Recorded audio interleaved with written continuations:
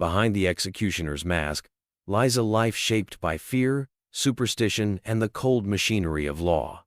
This is not the realm of myths and whispers, but of the raw, often uncomfortable truth. Imagine waking each morning knowing your sole purpose is to end lives not in the chaos of battle, nor in a fight against plague, but as death's appointed artisan. You choose no victims, you pass no judgment. You simply carry out the sentence, cold and exact, while crowds gather to cheer, jeer, or turn away in dread. In the Middle Ages, the executioner lived in a strange and brutal paradox, reviled by the public, yet employed by the state. An instrument of justice, yet seen as a vessel of sin. Your touch was thought to corrupt, your presence to curse. To brush shoulders with you was, for many, to risk moral contamination. And yet, behind the hood was still a man breathing, thinking, feeling. What did he tell himself as he tied the noose, raised the sword, or lit the pyre? Did he believe in the justice he served, or was he merely surviving in a role that offered no escape? Did he sleep peacefully, or did his dreams echo with the screams of the condemned? Origins and stigma. They called him Meister Hans. His name is scrawled in the margins of 16th-century execution logs. Neat, practiced handwriting cataloging heads removed, limbs severed, lives ended. Though his records are later than the medieval period, Hans of Nuremberg gives us a rare lens into a world often erased. He was an executioner, and like many who took up the role, his life began not in choice, but in inheritance. Medieval executioners didn't often come to the role by ambition. Many inherited the position from fathers, brothers, or uncles. Others were forced into it. Criminals offered pardon if they took up the axe. For those who accepted, life changed immediately. They were no longer part of society. They couldn't worship with others, marry freely, or even buy bread without risk of insult. To be an executioner was to be essential yet despised. The law needed someone to enforce capital punishment, but the same society that demanded justice considered the enforcer morally polluted. Executioners often lived in designated houses on the outskirts of town. In some cases, entire families were stigmatized. Their children might inherit the profession or the shame. Despite the stigma, executioners wielded considerable practical power. They often doubled as torturers, bailiffs, or even surgeons. Their knowledge of anatomy, developed through grim necessity, was respected in some circles. In some towns, the executioner was also responsible for disposing of dead animals or cleaning public streets. It was as though all things unclean, physical and moral, were pushed into their hands. Yet even in isolation, executioners were not wholly removed. Their role demanded precision and professionalism. A poorly executed punishment tone that dragged out suffering or required multiple blows could provoke riots or calls for the executioner's own punishment. Some towns allowed executioners to train apprentices. A few maintained detailed journals. To walk into the role of executioner was to accept permanent alienation.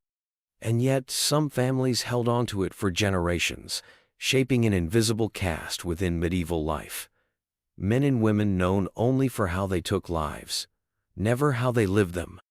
How one became an executioner. No boy ever stood in the courtyard of his village dreaming of becoming an executioner. It was not a path sought with pride, nor a role chosen out of ambition. More often than not, it was a position one fell into through blood, shame, or necessity. In the Middle Ages, becoming an executioner was rarely a matter of choice. The road to the scaffold was paved with desperation, family history, or punishment. And for many, once the path began, there was no turning back. In some regions, the job was inherited. The son of an executioner was expected to take up the axe as his father grew old. Towns preferred to keep the role within a family, if only to keep the taint of the profession contained. This wasn't formalized in law, but it became a tradition. No one else wanted the job. So when a father died, the council would turn to the son not with celebration, but with grim expectation. It was, in a strange way, a legacy of shame. There were also cases where criminals became executioners. A man sentenced to death might be offered a choice: the noose or the blade butt, not as its victim. If he agreed to carry out the town's future executions, his life would be spared. It was an exchange that served both sides. The town avoided the unpleasant task of recruiting, and the condemned man escaped death, though not the stain of his new profession. Still, the offer was no blessing. He might have escaped the scaffold, but he had stepped into a life of isolation. The people who had once been his neighbors would now refuse to speak to him. He would be denied sacraments in church, banned from local taverns, and forbidden from marrying into most families. In a few cities, the process was even more pragmatic. Town councils posted notices or made quiet arrangements, offering salaries and housing for anyone willing to take up the role. The pay was better than many trades. Some towns offered land, exemption from taxes, or a share of the property of the condemned. For a desperate man, it could be tempting. But he would do so knowing he'd lose his place among the living. Because in the eyes of the community, the executioner was not quite alive, not quite dead. He was liminal, existing in a space apart. And then there were the outliers, the men who sought the job willingly. Perhaps they believed in justice. Perhaps they saw the suffering of others and wished to carry it with dignity.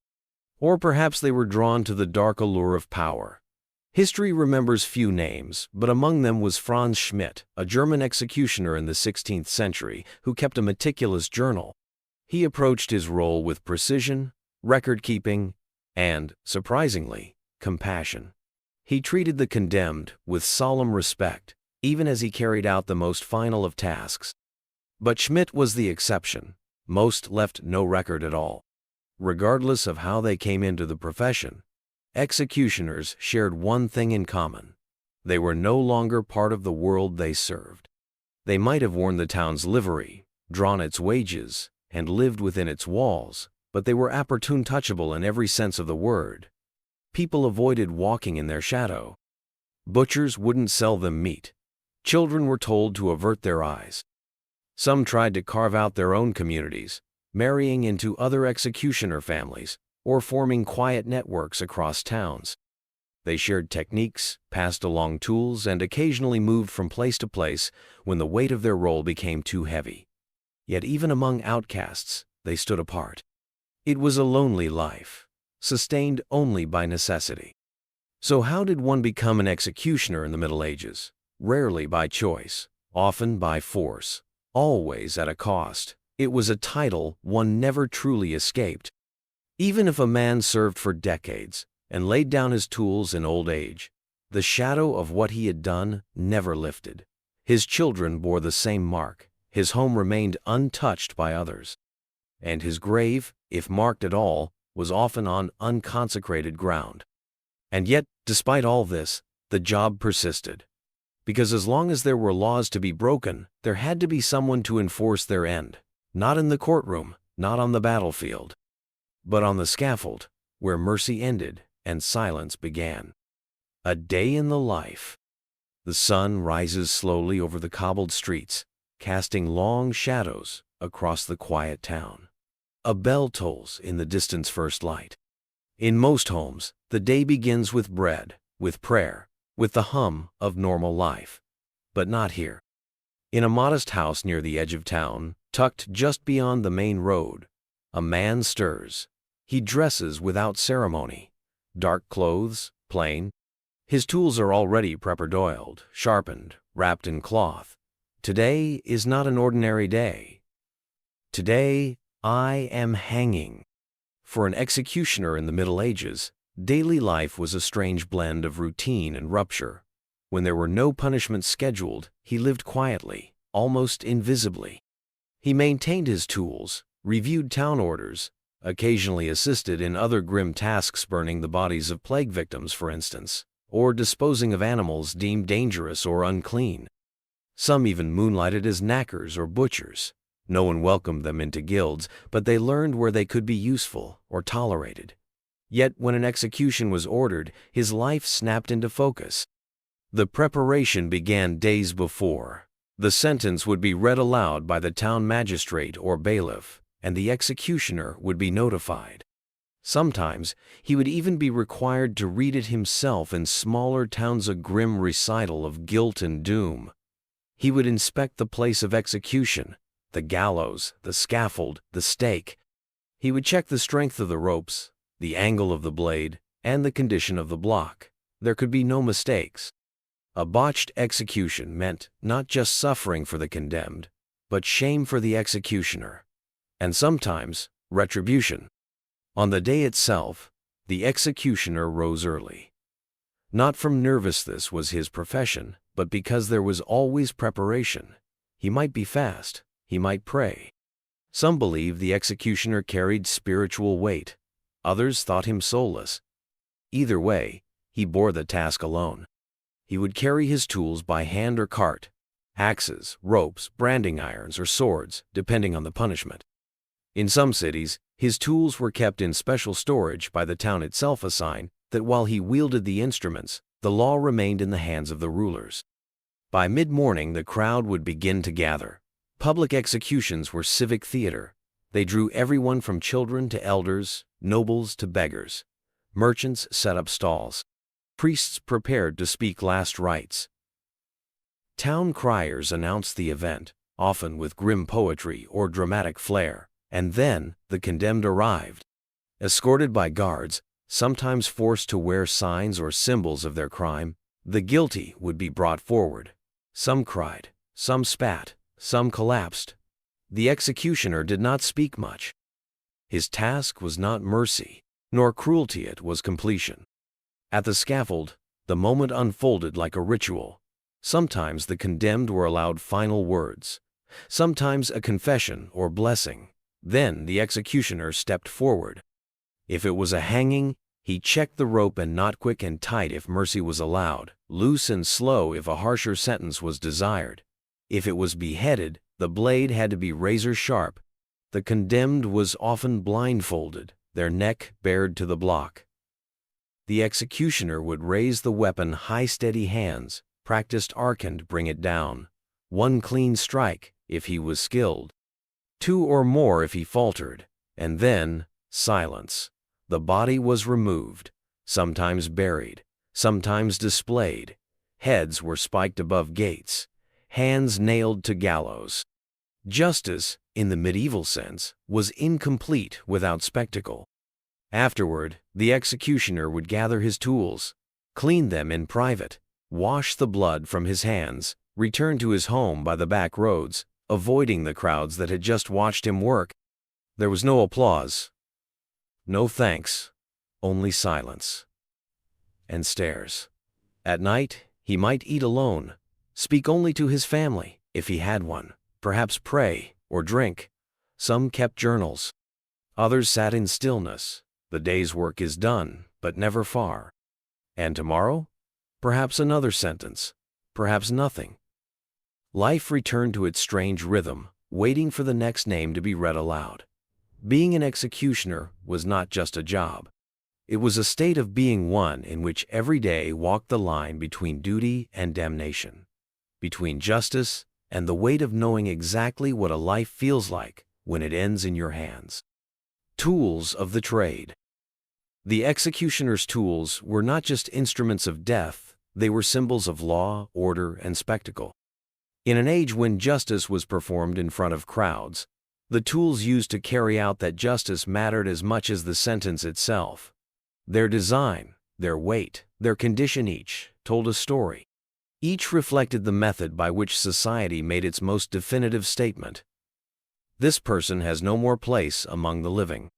For the medieval executioner, tools were everything. They were a craftsman's livelihood, but also a burden. They had to be maintained with care, sharpened, polished, stored in secrecy, or locked away by the town. And when called upon, they had to work without hesitation. The most iconic of these tools was the executioner's sword. Unlike weapons of war, this blade was not designed for battle. It was broad, long, and often two-handed, but it had no point. It wasn't made to pierce armor or stab it, was designed purely to sever.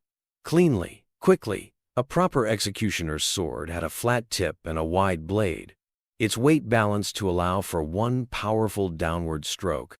These swords were expensive and often custom-made. In regions like Germany and France, executioners took great care to preserve them.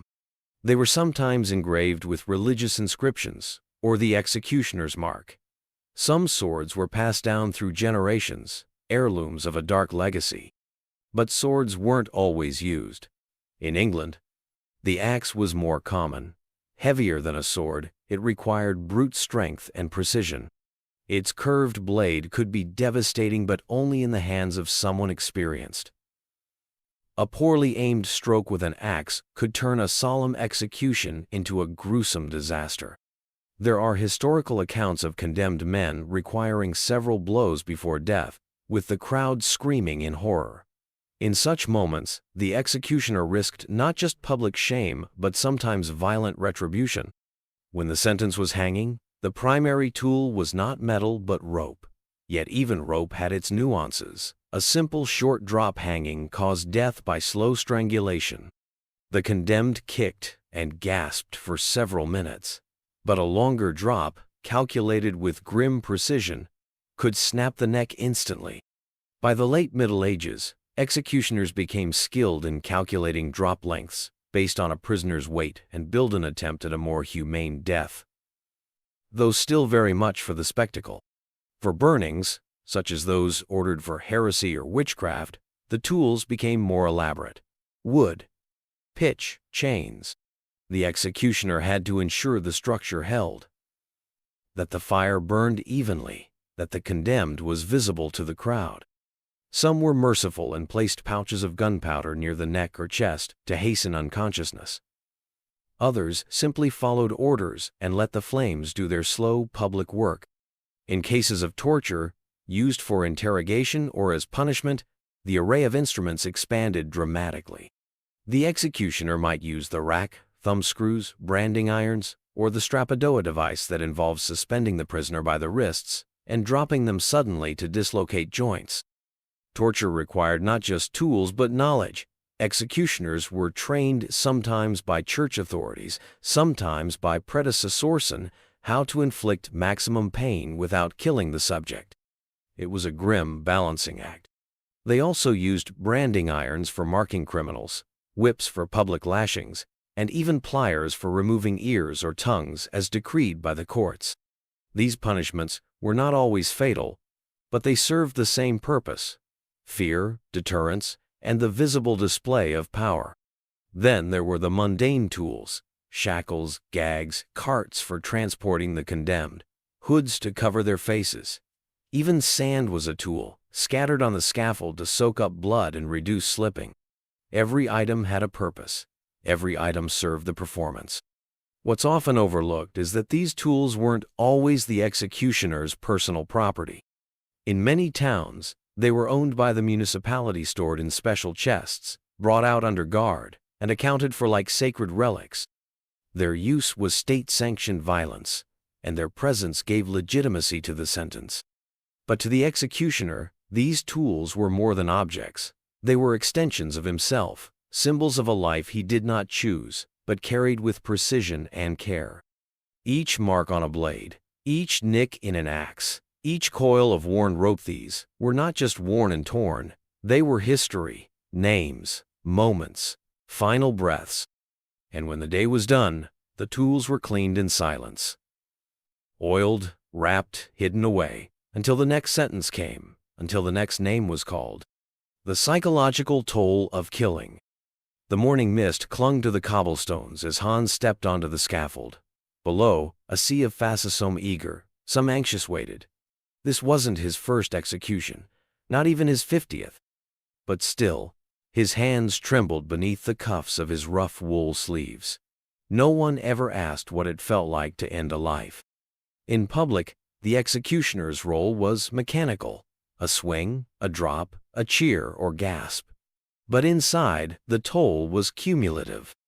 Medieval accounts rarely mention executioners breaking down, not because they didn't, but because no one cared. The expectation was cold efficiency. Some coped with alcohol, others developed rituals.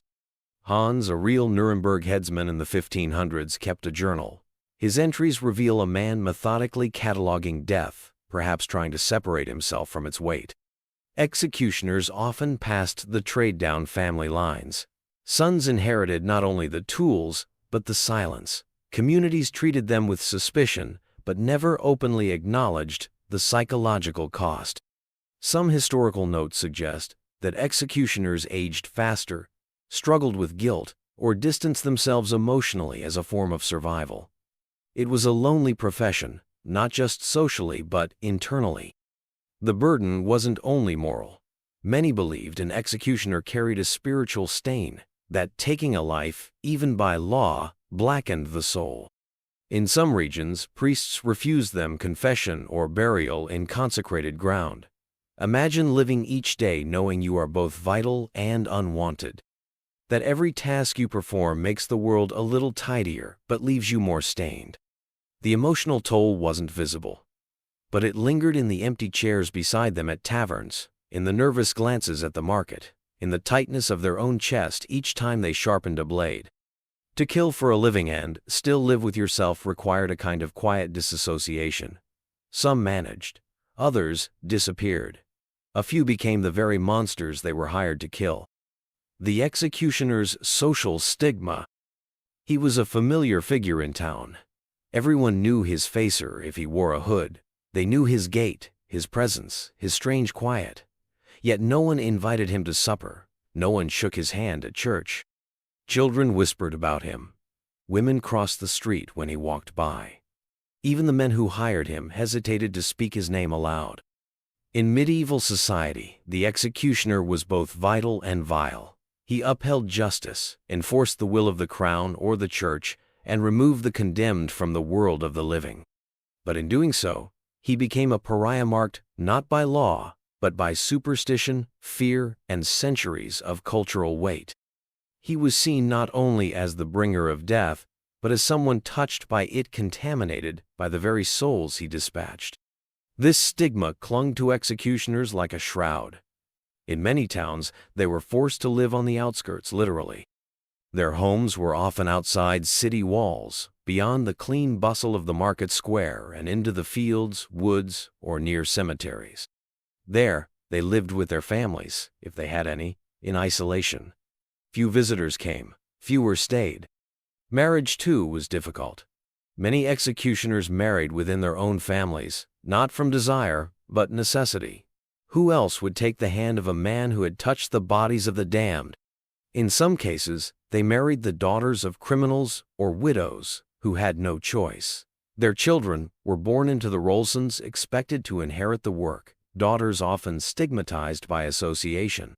This inherited status created a strange closed caste in certain regions. In parts of Germany and France, executioners became almost like guilds. Their families trained future generations. They passed down not just techniques but coping mechanisms to maintain distance. How to pray, how to carry out one's work with solemn dignity. They became skilled in more than killing. Many were also healers, bone setters, or butchers, professions equally on the fringe. But still, they were not welcome. Not truly. In marketplaces, executioners were given their own sections. Butchers, tanners, and other unclean trades might be placed nearby, but even among them, the executioner stood apart. If he entered a tavern, people moved. If he walked into a church, some left. In a society deeply shaped by Christian belief, touching the dead, especially the violently killed, was spiritually unclean. And who was more drenched in death than he? Yet, interestingly, the state needed him. So did the church. They paid him, protected him to an extent, and consulted him in legal matters. In some cities, the executioner was called upon to arrest criminals, extract confessions, or manage prisons. He knew pain, he knew bodies. And in this, he held power quiet, unwelcome, but necessary. This contradiction, vital yet avoided, defined the executioner's life. He might walk through town accompanied by guards when performing his duties, yet once his task was done, those same guards might sneer or refuse his greeting. His name might be recorded in official ledgers, yet left off church rolls. His children might be baptized, but then denied apprenticeships in other trades. Some executioners, burdened by this stigma, tried to live invisibly. They stayed home, spoke little, and kept to the outskirts. Others leaned into their role, embracing the fear, letting their silence become part of the myth. A few even used their position for profit, charging for mercy strokes, or accepting bribes for cleaner deaths. It was dangerous work, but lonely work could make a man cold. Still, despite all this, some executioners were respected in hushed tones. If they performed clean executions, if they behaved with discretion, if they didn't abuse their power, townsfolk might grant them a begrudging reverence. Not affection ever affection, but a nod. A loaf left at the doorstep. A whispered, "Thank you," after a public execution that went smoothly. But more often, they were alone. No matter how skilled, no matter how lawful, the executioner carried a weight no title could ease. His hands held the sins of others, and in the eyes of the public, that made him impure. So, he kept to the edges, a ghost in daylight, a man who was killed by law and lived by silence. Blood and religion, moral weight of killing. In the spring of 1310, as flames consumed the stake beneath a convicted heretic in Toulouse, the crowd recited prayers aloud, not for the condemned, but for the man holding the torch, the executioner. He stood still, head bowed, as if unsure whether he was burning a man or an idea. That moment captured the deep tension between faith and the duty of death. Executioners in the Middle Ages walked a razor's edge between damnation and divine service. For many, religion wasn't a distant authority, it was the very framework of their existence. The Church taught that murder was a mortal sin, yet sanctioned the execution of heretics, witches, and criminals. How did the man swinging the axe reconcile this contradiction? Some couldn't. In southern Italy, an executioner once left his tools at the altar of a local chapel and vanished, claiming God had finally spoken to him in a dream. In Prague, another demanded confession before every execution, not for the condemned, but for himself. Few listened. Religion was everywhere in medieval life. Processions, prayers, relics, and feast days filled the calendar. And yet, when it came to the role of the executioner, the Church often chose silence. In many regions, they were denied the sacraments. Their marriages were frowned upon or performed in secrecy. In some towns, they were forbidden to set foot in church buildings altogether. Their profession, though sanctioned by the state and often by religious courts, was treated as spiritually unclean. And yet, executioners were necessary tools in enforcing the Church's own orthodoxy. Heresy trials almost always ended in a handing over of the guilty to secular authorities, which meant ultimately the executioner. He was the final instrument in a process that had been, from beginning to end, spiritual. The contradiction was stark. Here was a man whose work served religious justice, yet whose soul was said to be tainted by it. Some tried to sanctify their role in personal ways. They wore tokens beneath their robesmall crucifixes, holy medals, even relics of saints. Others developed rituals, a prayer before the act, fasting on execution days, or strict silence after a killing. In rare cases, executioners donated part of their pay to local monasteries or churches, hoping it might ease their path to salvation. And the condemned? They too played a role in this strange religious drama. Before the axe fell or the fire was lit, many made public confessions. Executioners were sometimes tasked with encouraging these confessions not only to ease guilt, but to present the act as a kind of grim redemption. Despite the silence, the spiritual weight of killing could not be ignored. It crept into the gestures of an executioner crossing himself before lifting a sword. It lingered in the quick sidelong glances toward the sky when no one was looking. It was the quiet question that echoed after the crowds had gone. Have I done God's will or defied it? The tools of the trade. They didn't glint like the polished swords of knights. They weren't adorned with gold or etched with heraldry. But in a quiet corner of the executioner's homer, perhaps in a locked chest near the town gallows there, lay an arsenal of purpose-built instruments. Tools of death, each with its own function, history, and weight. To the executioner, they were not symbols of cruelty, but instruments of order designed not for war, but for conclusion. The most iconic tool, of course, was the executioner's sword. Broad, heavy, and often two-handed, this was no dueling weapon. Its blade was thick, sometimes over a meter long, designed to deliver a single, decisive strike. Unlike the curved swords of cavalry or the fine rapiers of noblemen, the executioner's sword was blunt at the point because it was never meant for thrusting. It had one task: to sever the head from the body with speed and certainty. German executioners, in particular, were renowned for their swordsmanship, and many trained rigorously to ensure precision. A clean cut was a mark of skill and mercy, but not all executions were beheadings. Ropes and gallows were perhaps the most common. Hanging was the punishment of thieves, deserters, and the lower classes. The executioner would personally inspect the rope, its length, thickness, and elasticity. A proper drop could break the neck instantly, a swift death. A poorly calculated one led to slow strangulation, kicking feet, and drawn-out horror. In England, executioners developed complex formulas to calculate the right drop length based on a person's weight, aiming for speed over spectacle. Still, the method was imprecise. Then there were branding irons, used to mark criminals instead of executing them. These were heated until they glowed and then pressed to flesh, usually the hand or shoulder to burn letters signifying the crime. T for thief, F for forger. Branding was often used for repeat offenders, or those granted mercy. For the executioner, it was an intimate punishment, up close, deliberate, and irreversible. For crimes considered especially vile, or for those designed to send a message, breaking wheels and racks came into play. The wheel, also called the Catherine wheel, was a large wooden circle on which the condemned was tied. The executioner would then smash the limbs with an iron bar, breaking bones one by one, before leaving the body displayed. In some cases, the condemned was killed immediately.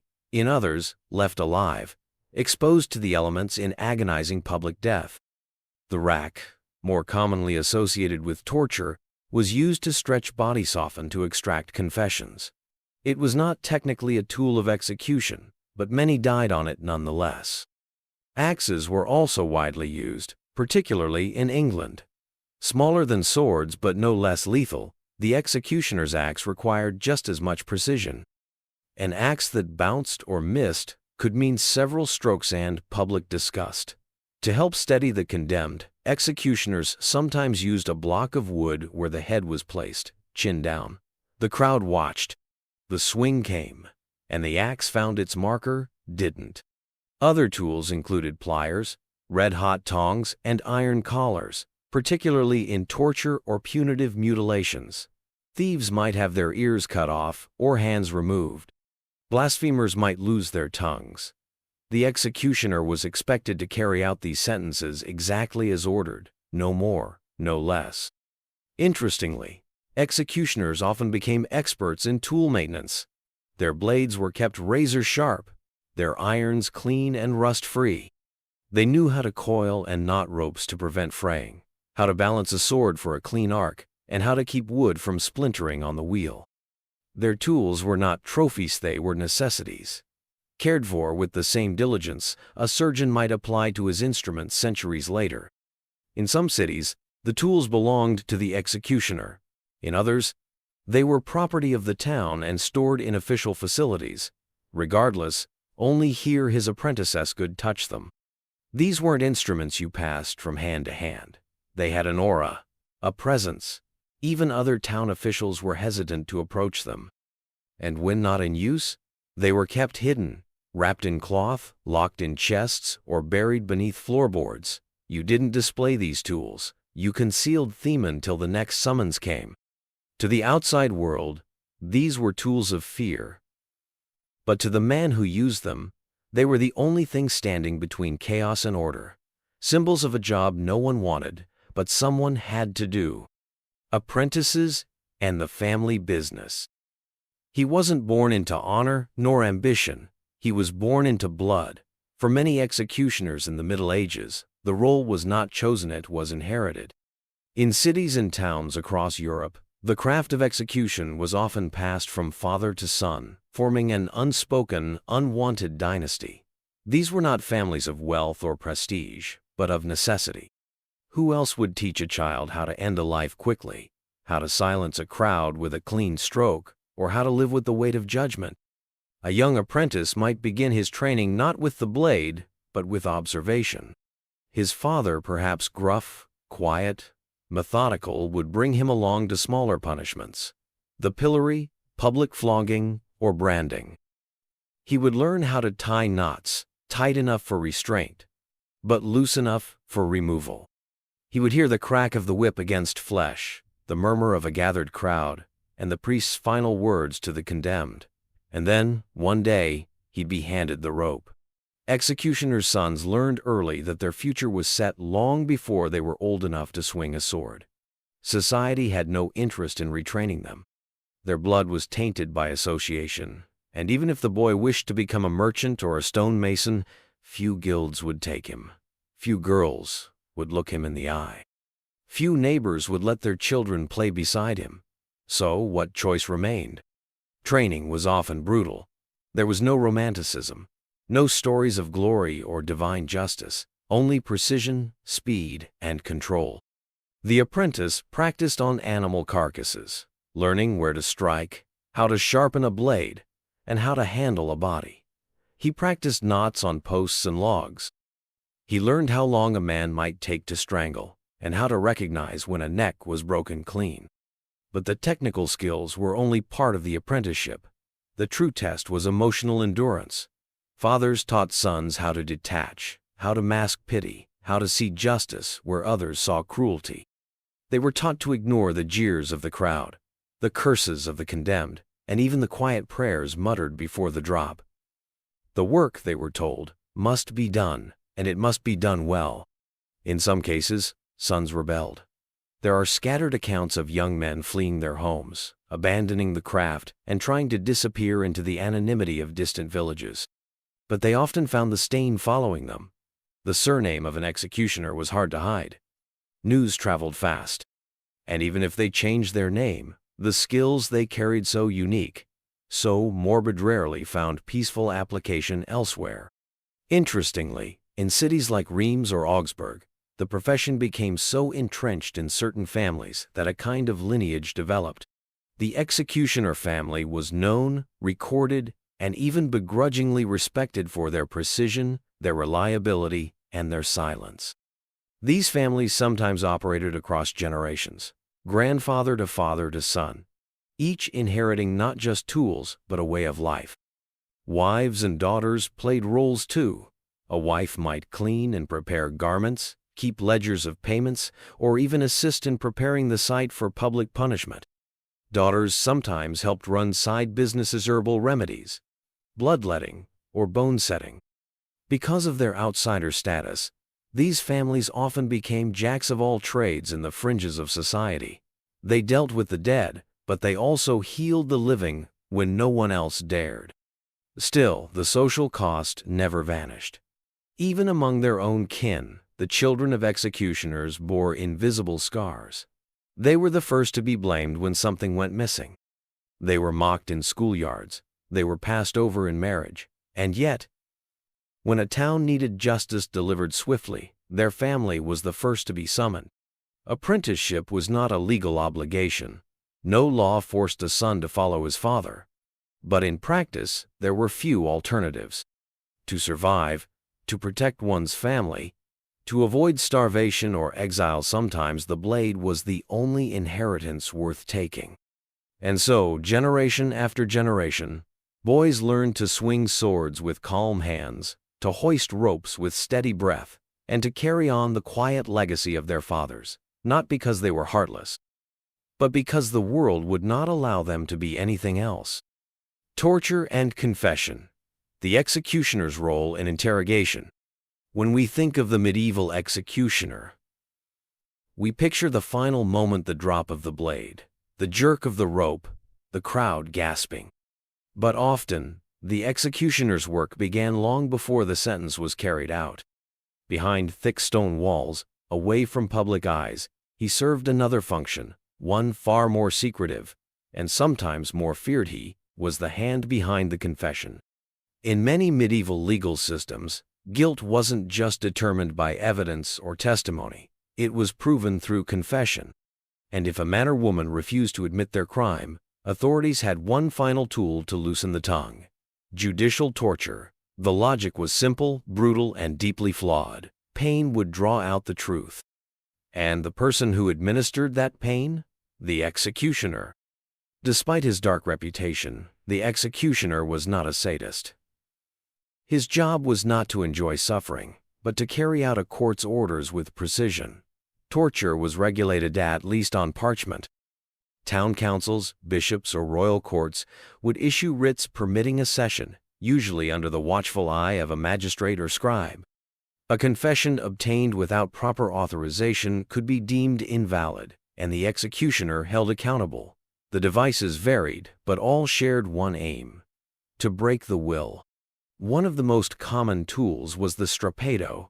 A prisoner's hands were tied behind their back, and they were hoisted into the air by a rope, then suddenly dropped. The arms twisted backward, sometimes dislocated from the shoulders. The pain was excruciating, but bloodless. And that mattered because torture was supposed to leave no lasting damage. Supposed to. Another frequent tool was the rack, a wooden frame fitted with rollers at either end. The prisoner was laid flat, ankles and wrists tied. Slowly, steadily, the rollers were turned, stretching the body past its natural limits. Ligaments tore. Joints popped. Screams echoed through stone corridors. Executioners were taught to stop just before death. Confessions needed to be spoken, after all. There were thumbscrews, designed to crush fingers. The boot, which applied pressure to the legs until bones cracked. Red-hot tongs, used not to maim, but to terrify, hovered near flesh, or pressed just lightly enough to sear. Sometimes, the torture was psychological. A prisoner might be shown the instruments, walked through a room filled with groaning captives, or forced to witness another being tortured. This method was called showing the tools, and it often worked. The executioner didn't even need to touch the accused, the threat was enough. The confessions extracted this way were not always reliable. People would say anything to end their suffering. Entire witch trials were built on such admissions, women and men naming neighbors, inventing pacts with the devil, or recalling dreams under duress. The executioner knew this, so did the magistrates. But the system wanted closure more than truth. Despite their role, executioners were rarely blamed for torture. The moral weight fell on the judge who ordered it. The executioner, once again, was just the hand, not the mind. Still, the act took its toll. Some accounts tell of executioners who drank heavily after sessions. Others kept to themselves for days, avoiding even their families. The silence of the tortured seemed to echo in the minds of the torturers. There were procedures. Torture was to be done in stages, with intervals. The accused was to be offered chances to confess between rounds. Clergy were often nearby, urging repentance. Not because they cared for the truth, but because a confession sealed the case, legally and spiritually. Once the words were spoken, the rest was formality. And then came the irony. The same man who stretched limbs or burned skin by order of the court would later be the one to carry out the final sentence: hanging, burning, beheading. In this way, the executioner formed a strange bridge between interrogation and justice, pain and death. He knew the condemned better than most. Their cries, their pleas, their final words all passed through him. In some cities, the executioner kept a written record, not because he was required to, but because he knew no one else would. These journals, rare but real, give us glimpses into what the job truly entailed: not just violence, but endurance, not just punishment, but ritual. And when the rack was put away, when the thumb screws cooled, and the ropes were coiled back onto their hooks, the executioner stepped out from the dungeon's shadow and returned to his solitary place among the living. A man tasked not only with taking life, but dragging truth out of silence. Living on the edge. Isolation and social exile. The work of the executioner was visible. His presence, known to all but his life, was one lived on the fringes. Not just figuratively, but literally. In many medieval towns, the executioner lived outside the city walls, in cottages near gallows fields or pest houses, where no one else wished to dwell. The very hands that carried out the law were the same ones shunned by society. He was a man used, then forgotten, feared but rarely acknowledged, essential yet unwelcome. In medieval Europe, impurity was not just a religious idea, it was a social one. The executioner was seen as polluted by the deaths he administered. Even though he operated under law, his constant contact with blood, suffering, and death set him apart. He couldn't worship in the same pew. He couldn't buy bread from the same vendor. If he entered a tavern, people shifted away. Some even spat after passing him in the street, as if his presence might contaminate their souls. This wasn't universal. In larger cities like Nuremberg, Paris, or Prague, the executioner might be granted slightly more leeway, especially if he came from a respected lineage or performed his duties without error. Still, even then, his interactions were restricted. He could not touch sacred relics. He could not hold public office. In many places, he could not even testify in court, unless the case directly involved his duties. His children, too, bore the weight. They were teased, avoided, and sometimes denied the right to attend school with other children. His wife might be respected in secret. Some townsfolk would quietly seek her out for herbal remedies or healing advice, but publicly, she was regarded with suspicion. There was always a sense that something unholy clung to them. And so, these families formed their own fragile communities, isolated yet bound together by necessity. Despite the isolation, the executioner could not disappear. He was required to show up at trials, at festivals, at dawn on hanging days. His presence was a reminder to all that justice, brutal as it was, still walked among them. And after each act, he would vanish again into the margins, as if justice had no place in the light of day. Some towns took advantage of this distance. Executioners were often tasked with additional jobs that no one else wanted. They buried the unclaimed dead. They cleaned the streets after public diseases. They inspected corpses after duels or mysterious deaths. They even acted as knackers responsible for disposing of diseased animals. These duties gave them income, but also cemented their role as society's unwanted janitor. Ironically, the executioner's home was sometimes the cleanest, best-stocked place in town. Because he was feared, few dared steal from him. And because he handled many unpleasant tasks, he was paid regularly, often in coins. Sometimes in goods, sometimes in tax exemptions. He might live better than a cobbler or a blacksmith. But no one would break bread with him. Visitors came only when they had to. Some arrived in secret, seeking cures or love potions. Executioners and their families were known to dabble in herbalism and medicine, and though people feared their touch, they trusted their knowledge. These visits were brief, transactional, and often ended with a hurried blessing or a whispered apology. It was a strange balance of reverence and revulsion, side by side. There are records faint, fragilely, of executioners writing letters to city officials, pleading for permission to live closer to the town center, or for their children to be allowed into guilds. Some were granted. Most were not. Society needed them, but not too close. One of the more telling signs of this exile was in burial. Executioners were often denied space in consecrated cemeteries. Instead, they were buried on the edges, near crossroads or outside town limits. Their graves were unmarked or simply noted by a crude stone.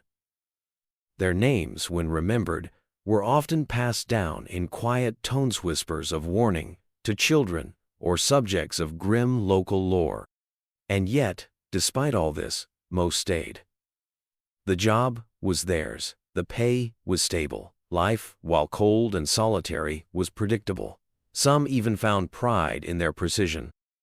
In a world where chaos often reigned, the executioner brought order. Brutal, final order, but order nonetheless. To be an executioner was to live at the edge of law, of town, of life itself. It was a life apart. But for those who walked that path, isolation became armor, and silence a kind of survival. Mistakes and botched executions, when justice went wrong. In the medieval world, justice was meant to be swift, visible, and symbolic. The executioner stood as the final hand of this justice, and his actions were expected to be precise, seeking beheadings, quick drops from the gallows, death without spectacle. But human hands are not infallible. And sometimes, things went wrong. A botched execution wasn't just a tragedy for the condemned, it was a public scandal. In an age when divine judgment was seen to act through human events, a failed execution raised questions. Had the accused been wrongly convicted? Has the executioner fallen out of favor with God? Was this justice or punishment gone astray? Perhaps the most notorious form of failure was the missed strike in a beheading. In theory, a single blow of the axe or sword would be enough. But it wasn't always so. The neck is thick, the bone strong, and the moment the pressure of the crowd, the silence before the blow could weigh heavily on even the most practiced hand. If the blade glanced or stuck halfway, the executioner might be forced to strike again. And again. Sometimes, several times. One of the most infamous cases was that of Mary, Queen of Scots, in 1587. Though post-medieval, her death illustrates the horror of a failed execution. The first stroke struck the back of her head, not her neck. The second cut deeper, but did not sever. Only the third blow finished the task. Witnesses fainted, some vomited. The executioner, reportedly shaken, tried to lift her head only for her wig to come off in his hand, revealing graying hair soaked in blood. The scene, meant to be swift and ceremonial, descended into a nightmare. While noble executions were typically handled by swordsman-trained specialists, who sometimes traveled great distances for a single job, commoners faced the axe, rope, or fire. These methods offered more room for error. Hangings, for instance, were particularly prone to failure. Before the invention of the long drop in later centuries, medieval hangings often used a short rope or a cart method. The condemned would be pulled into the air and left to strangle, sometimes for minutes. If the knot slipped or the rope broke, the execution had to be repeated. In rare cases, if the crowd cried out for mercy, the execution might be stayed altogether, though this was more an act of politics than pity. Burnings at the stake reserved for heretics and witches were the most gruesome. Sometimes the fire didn't catch on quickly. Wet wood, wind, or poor placement could prolong the agony. There are accounts of victims screaming for minutes, convulsing as smoke thickened around them. Some were given pouches of gunpowder tied to the neck or waist, meant to explode and kill them quickly. But if that pouch failed to ignite, the death would drag on, merciless and slow.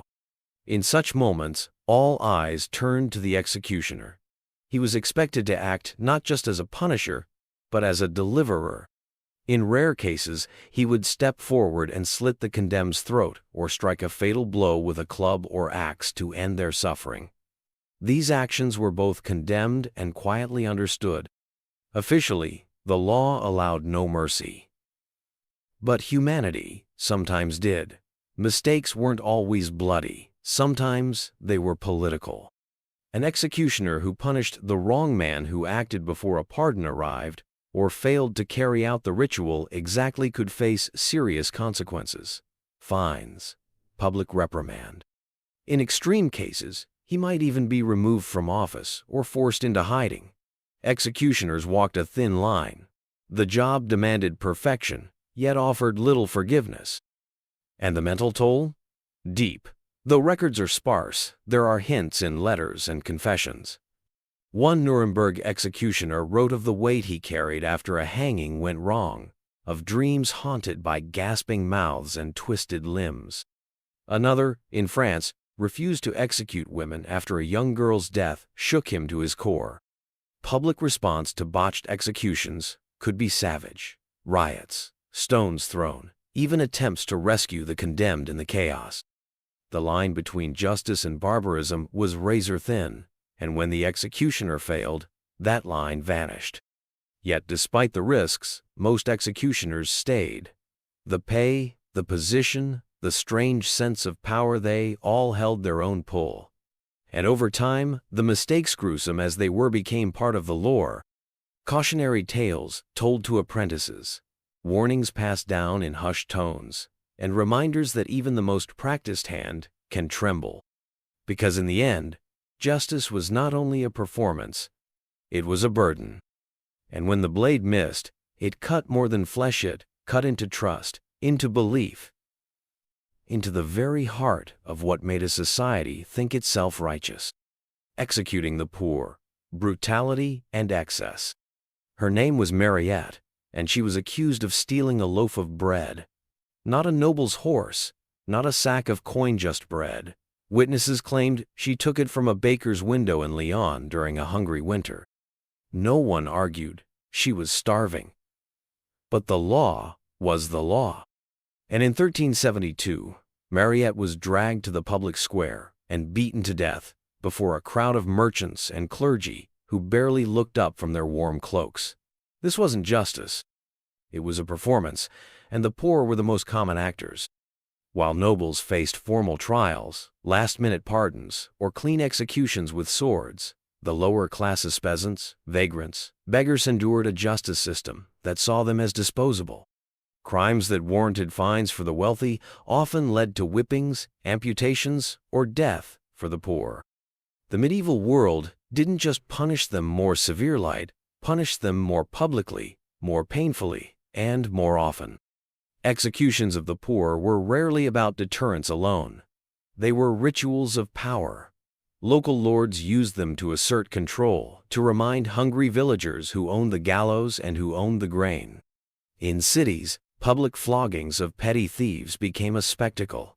In rural villages, hangings of poor men accused of poaching were carried out with ceremonial silence, almost as if the quiet was meant to mimic fairness. For many poor convicts, the crime was poverty itself.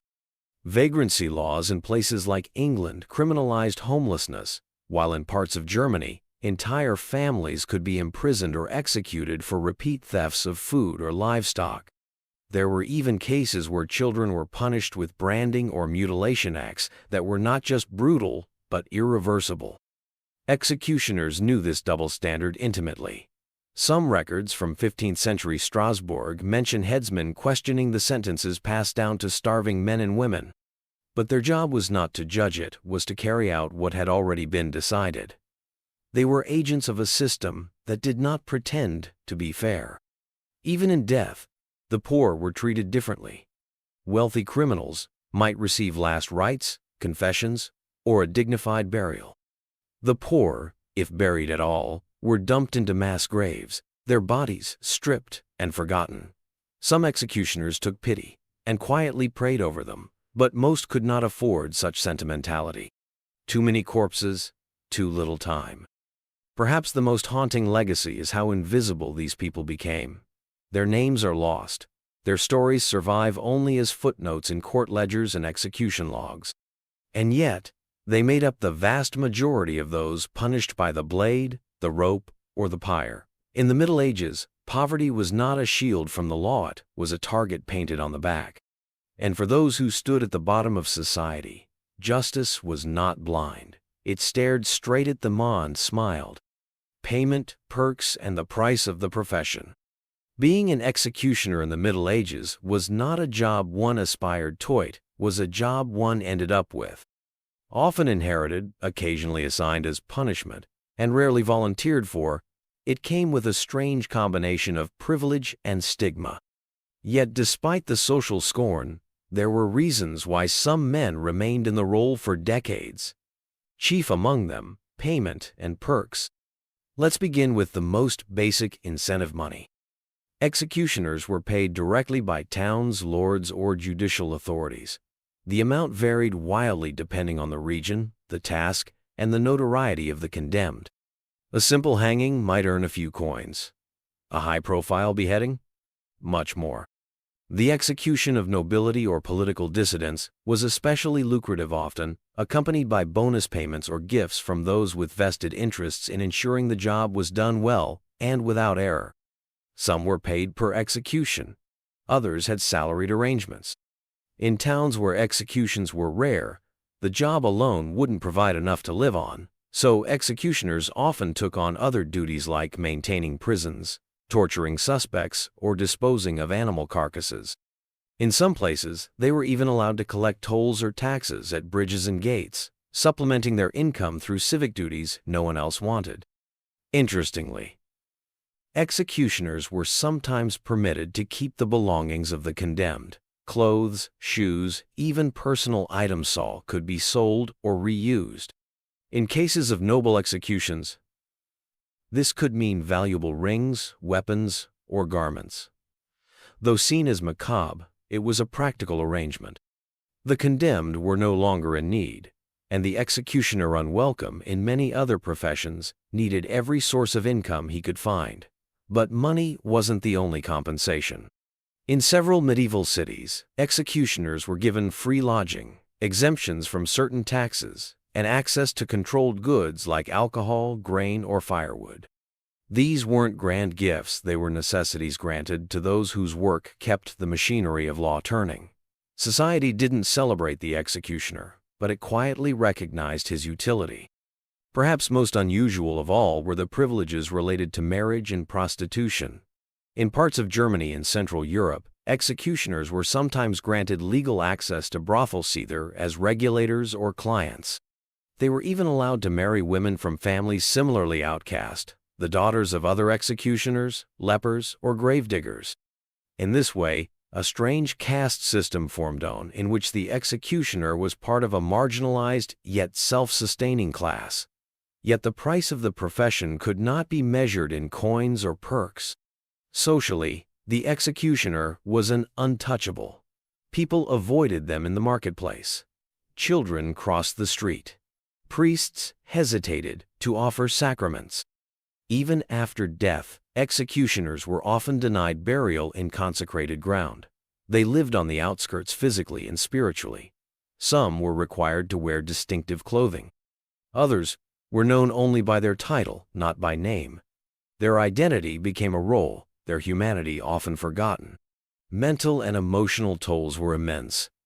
To kill regularly, in front of jeering or weeping crowds, could warp a man's spirit. Some leaned into the role, becoming theatrical and cold. Others grew quiet, burdened with private guilt. A few kept diary scraps of writing that hint at loneliness, regret, or even nightmares. The job consumed not just bodies, but minds. Children of executioners, if they chose not to inherit the trade, often struggled to find work or marriage outside their tainted lineage. The stigma clung like smoke, lingering across generations. A family name associated with death was hard to erase. Still, the profession had a strange kind of security. While others faced war, famine, or dismissal by changing rulers, the executioner was always needed. Crime did not stop. Justice, however brutal, required an enforcer.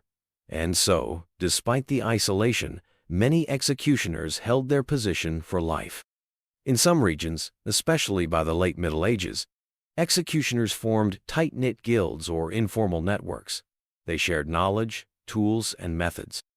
They trained apprentices and passed down techniques. Their families intermarried. In this way, a hidden society of death dealers emerged, not welcomed by the mainstream, but vital to it.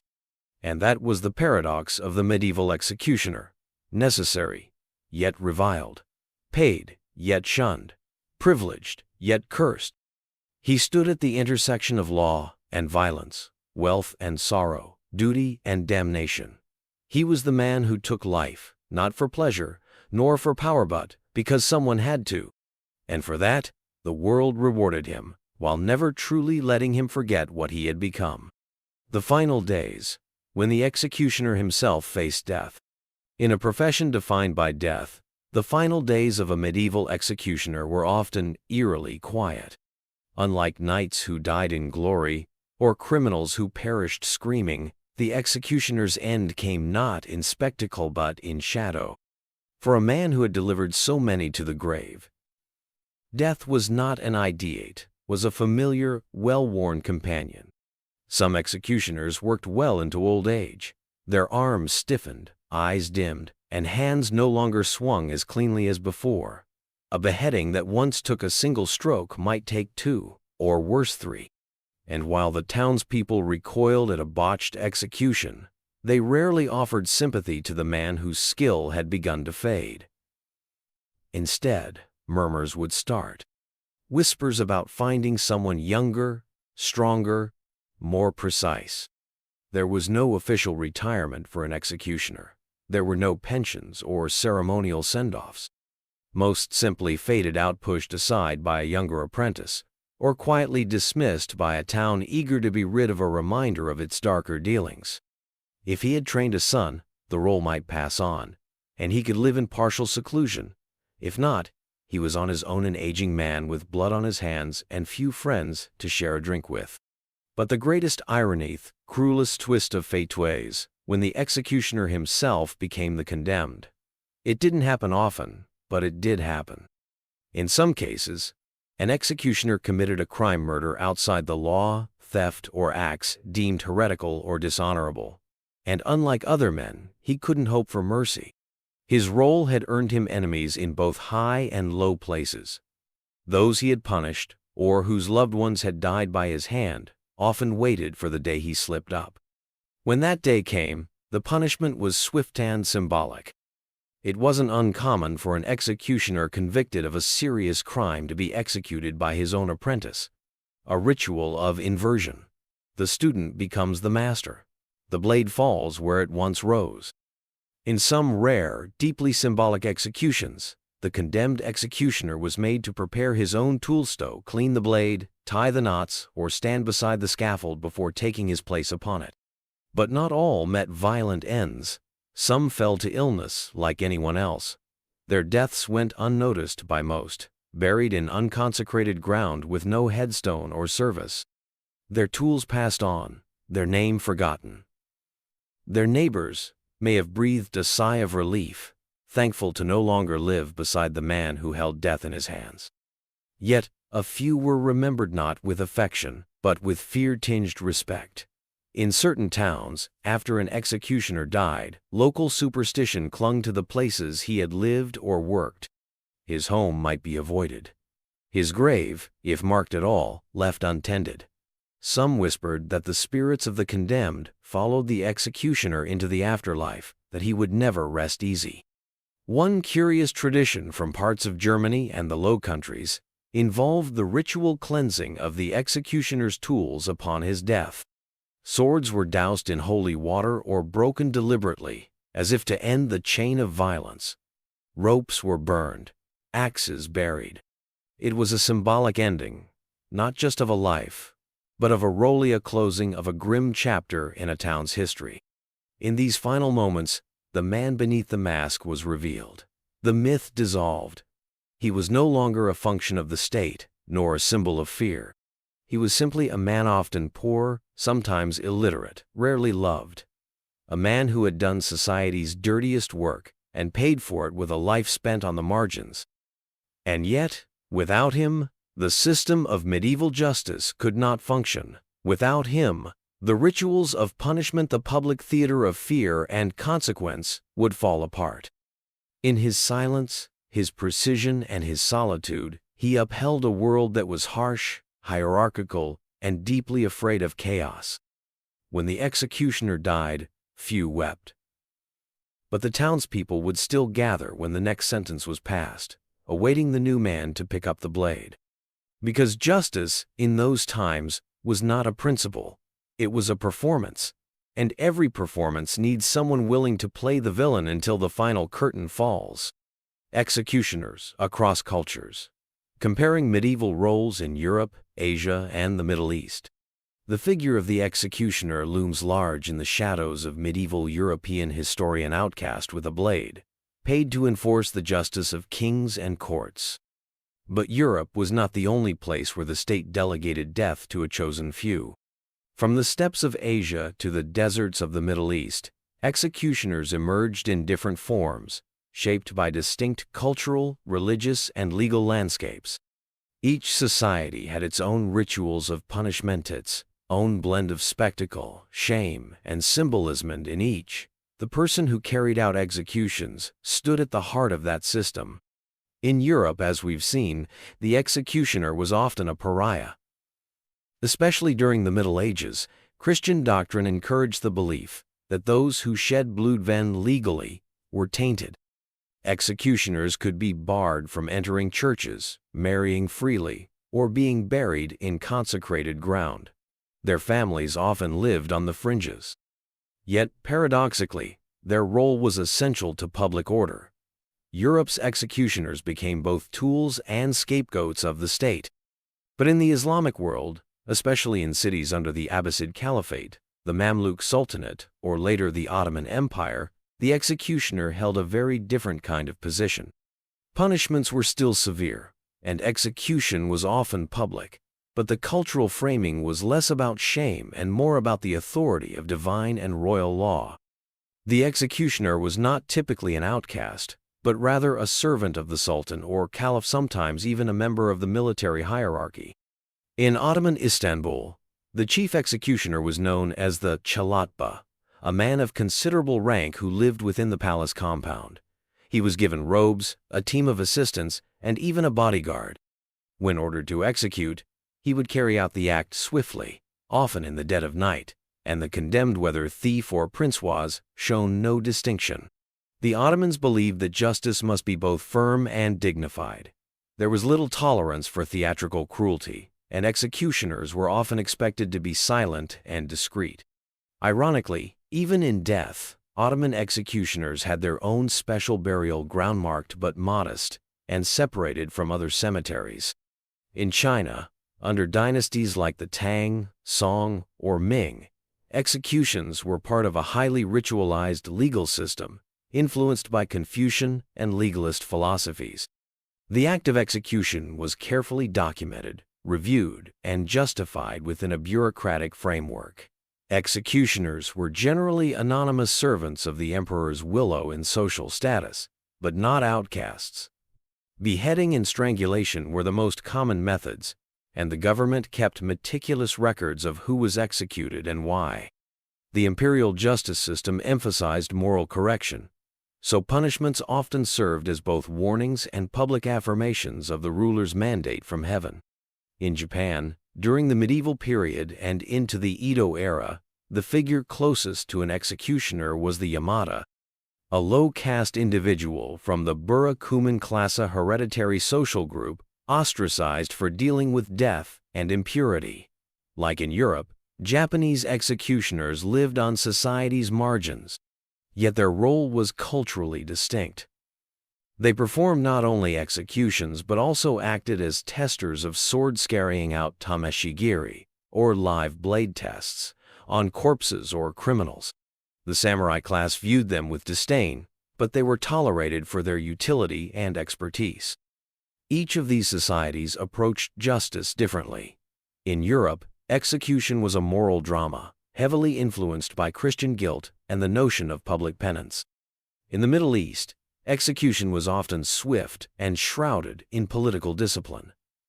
In China and Japan, it was bound tightly to social structure, honor, and the ritual of statecraft. And yet, across cultures, one thing remained constant. Society needed someone to do the dirty work. The executioner, whatever his name or station, was the final stop in a long chain of judgment. Whether reviled, respected, or hidden, he embodied the raw edge of power, a blade drawn not from personal vengeance, but from the cold, steady hand of law. Even though cultures treated executioners differently, some as monsters, others as functionaries, they all shared a deep, often unspoken understanding. Justice must be visible to be believed, and someone had to carry it out. How the role changed after the Middle Ages. As the Middle Ages drew to a close and the world crept toward the modern age, the executionerance, a staple of medieval justice, began to change. Not all at once, and not everywhere, but slowly, inevitably. The man who once stood center stage on the scaffold started to fade into the shadows of history. The legacy he left behind, however, never truly disappeared. In many parts of Europe, the early modern period saw executions continue with much the same ritual as before. Heads still rolled in public squares, crowds still gathered. But something in the cultural atmosphere was beginning to shift. The rise of Enlightenment thinking in the 17th and 18th centuries brought new questions about punishment, cruelty, and the role of the state. Philosophers like Cesare Beccaria began to argue that justice should be rational and humane, not theatrical or torturous. The idea that punishment should serve as deterrence, not spectacle, slowly gained traction. Torture was increasingly frowned upon, and with it, the image of the executioner began to evolve. In France, perhaps the most iconic executioner of the early modern era was Charles-Henri Sanson, who oversaw the beheadings of thousands during the French Revolution, including King Louis XVI himself. Unlike the nameless, shunned figures of the medieval past, Sanson was well educated and even wrote about his experiences. He saw himself as a servant of law and justice, not a mere wielder of violence. And yet, even in this more bureaucratic form, the role still carried a strange weight, a blend of duty, dread, and infamy. With the invention of the guillotine, the executioner's hand was further removed from the act itself. No longer did he need to swing a sword or axe. He pulled a lever, and gravity, steel, and science did the rest. The guillotine was meant to be humane, efficient, and equalizing. In theory, it removed the messiness of human error. But it also deepened the anonymity of the act. The executioner became more machine operator than public performer. Elsewhere in Europe, and eventually the broader Western world, capital punishment began its long decline. The shift from monarchies to constitutional states brought changes in legal procedure. Executions were gradually moved indoors, away from town squares, and into prison courtyards. The spectacle diminished.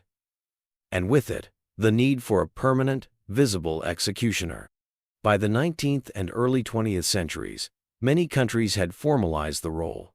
Britain, for example, employed hangmen like Albert Pierrepoint, who became the state's official executioner. He kept records, maintained precision, and unlike his medieval predecessors was paid a salary and could retire. Pierrepoint himself famously came to oppose the death penalty, stating that he had not prevented a single murder through his work. His words marked a modern reckoning with the very idea of state execution. In some places, especially outside Europe, executioners were folded into the larger machinery of government or law enforcement. They were police officers, soldiers, or court-appointed officials, no longer distinct or isolated figures, but part of the state apparatus. The symbolic identity of the executioner was diluted, and their cultural footprint began to vanish. Yet in other parts of the world, echoes of the medieval executioner persisted. In countries with strict legal systems or autocratic regimes, public executions continued well into the modern era.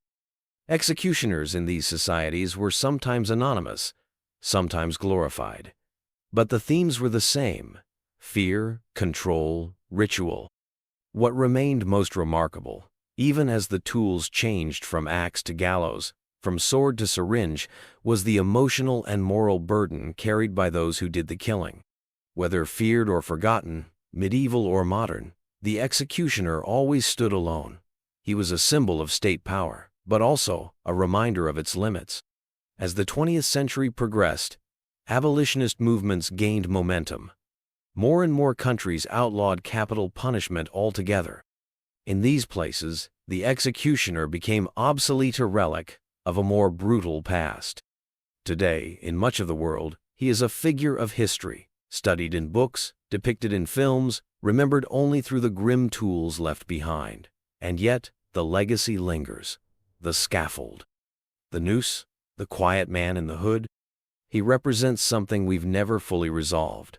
how to balance justice with humanity, how to punish without becoming cruel, how to carry out the sentence without losing a piece of ourselves. The executioner in popular memory, from villain to antihero. Long after the executioner's axe was set aside and the public scaffold dismantled, his image endured not in courts or prisons, but in the collective imagination. In folklore, paintings, plays, and eventually films, the executioner remained a haunting figure, sometimes feared, sometimes pitied, occasionally admired. How did a man once shunned by society become a character of such fascination? In medieval times, the executioner was often nameless, hidden behind a hood, his identity submerged in ritual. That anonymity became part of his myth. In later centuries, as romanticized tales of kings and castles flourished, the executioner became a grim fixture in the background. He appeared at the climax of stories, standing by the block or the gallows, waiting. Rarely did anyone ask who he was or why he did what he did. But as literature evolved, so did the executioner's place within it. In Victorian Gothic fiction, for instance, executioners sometimes appeared as sinister agents of fate. Their axes gleamed in moonlight, their presence chilled the page. Yet they also began to gain complexity. Writers started to imagine their inner lives, the moral doubts, the loneliness, the strange rituals they followed. In some stories, the executioner was a reluctant servant, bound by duty. In others, he was a cold villain, desensitized to death. By the 20th century, with cinema and television shaping public narratives, the executioner transformed again. Hollywood and European cinema began to explore medieval justice in all its brutal spectacle. The executioner, once mute and faceless, was given a role, sometimes a name, sometimes a soul. Films like The Seventh Seal or Braveheart placed the executioner at the edge of scenes, but his symbolism grew heavier. He represented more than death, he was the weight of authority, the final judgment. And audiences began to ask, what does it do to a person to become that? In modern historical fiction, executioners are increasingly portrayed as anti-heroes, figures shaped by circumstance, not cruelty. Characters like Sanson from the French Revolution or the fictional headsman in novels like Hilary Mantel's Wolf Hall are drawn with empathy and ambiguity. They are no longer one-dimensional. They are conflicted, intelligent, and often burdened by their role. They reflect the viewer's own questions about justice, morality, and power. Even in fantasia genre, inspired by medieval aesthetics, the executioner has found a home. In worlds like Game of Thrones, the executioner is often the king himself, or his most trusted warrior. The act of execution is personal, symbolic, and fraught with emotional weight. When Ned Stark says, "The man who passes the sentence should swing the sword," he revives an old idea that justice must be intimate to be just. It's a far cry from the anonymous medieval axeman, and yet it draws from the same moral well. Outside of fiction, video games and role-playing games have also popularized the executioner archetype. In these, the character often wields large weapons, dons fearsome armor, and plays the role of an enforcer or dark avenger. Here, the executioner's grim persona becomes empowering. He is strong, feared, and unyielding. It's a reinvention that speaks to modern fascinations with power, vengeance, and justice. But beneath these modern reimagining lies a persistent echo of the truth. The executioner was never just a monster, nor was he always a hero. He was a man caught in a system that demanded death, and someone had to do the killing. Why does this story endure? Perhaps because it touches something primal. The executioner reminds us of the uncomfortable edge between law and violence, between order and cruelty, between justice served and justice stained. He is the shadow of every courtroom, the ghost behind every verdict, the one who acted when others could not or would not. And so, whether he appears as a figure of horror or sympathy, the executioner lingers in our stories because he embodies a question we still wrestle with. Can there be justice without punishment? And if so, who pays the price? In remembering the executioner, we are not just looking backward. We are confronting the roles that society creates and the people it uses to fill them. We ask not only what it was like to be the executioner, but what it means is that we needed one at all.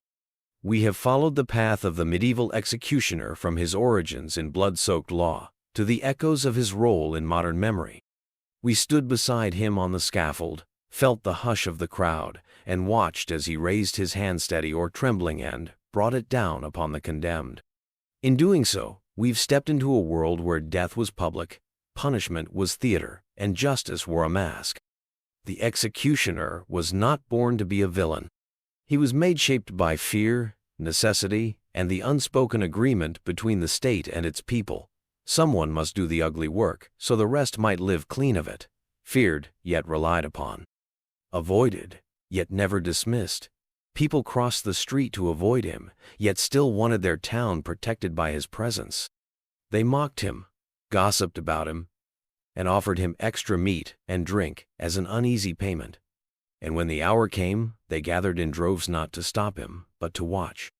He bore that contradiction silently, perhaps bitterly.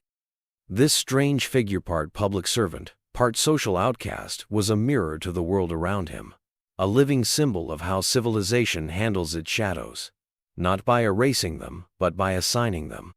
In the Middle Ages, justice was never only about fairness. It was about control, fear, and spectacle. A theft wasn't just a crime, it was a threat to order, and so the punishment had to be visible, had to sting. The executioner's blade was not merely an end, it was a message. But over time, something changed. Justice moved indoors. The gallows gave way to courtrooms. The executioner became less a man, more a procession behind walls, paperwork, and procedure. The question of right and wrong became less bloody, but no less difficult. And yet, we still tell his story. Why? Perhaps because deep down we know the executioner never truly left. His role may no longer stand in the town square, but the moral burden he carried remains. Every society wrestles with the same questions. How do we punish without becoming cruel? How do we uphold the law without abandoning compassion? These questions have no easy answers, and the executioner silent behind his hood forces us to confront them. In paintings, films, and books, we turn him into a legend because legends are easier to stomach than truth. But the reality was more human and more fragile. A man, often poor, often lonely, given a job no one else wanted, and told it was necessary. His hands held not just blades, but the trust of a society that would not trust him back. His home stood at the edge of the village, geographically and spiritually. A liminal place between life and death, law and vengeance, ritual and reality. He did not ask for power, but he wielded it. He did not seek fear, but he lived in it. He was not free to walk among others, but he kept them safe. And so, as the hood is lowered and the scaffold stands empty, the crowd disperses. We step away from his world, not to glorify, but to understand. Because in telling his story, we are also telling ours, what we fear, what we permit, and what we hide behind masks and names. Perhaps the real question was never, how could someone be an executioner? But rather, how did we accept that he had to exist at all? Justice, like the executioner's axes, only ever as clean as the hand that wields it. And history, like the shadow of the scaffold, is never just behind us. It lives wherever we dare to look.